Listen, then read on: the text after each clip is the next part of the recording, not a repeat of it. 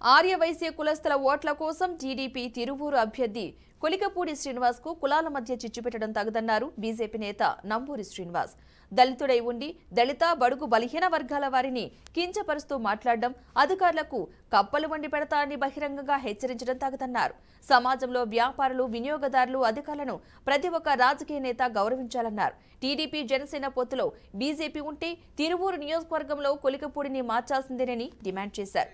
లేకుంటే టీడీపీకు BJP support చేయదని స్పష్టం చేసిన నంబూరి, టీడీపీ జనసేనతో పొత్తు ఉంటే తిరువూరులో బీజేపీ క్యాండిడేట్ పోటీ చేస్తారని వెల్లడించారు.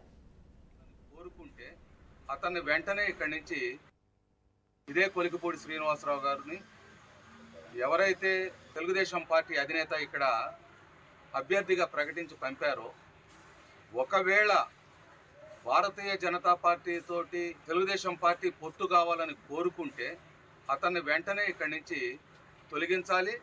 లేని ఎడల పొత్తున్నప్పటికి కూడా అతనికి బీజేపీ క్యాడర్ కానీ ఓట్ షేరింగ్ కానీ మద్దతు కానీ ఇవ్వదు అని చెప్పి మేము ఈ నియోజకవర్గానికి సంబంధించిన నాయకులుగా నిర్ద్వందంగా చెప్పదలుచుకున్నాం. విష్ణువర్ధన్ రెడ్డి గారిని గౌరవప్రదమైనటువంటి స్థానంలో ఉన్న వ్యక్తిని గౌరవప్రదంగా మీడియాలో చర్చలో కూర్చోవలసినటువంటి వ్యక్తి అగ్రెసివ్గా మీడియాలో కొట్టడం జరిగింది.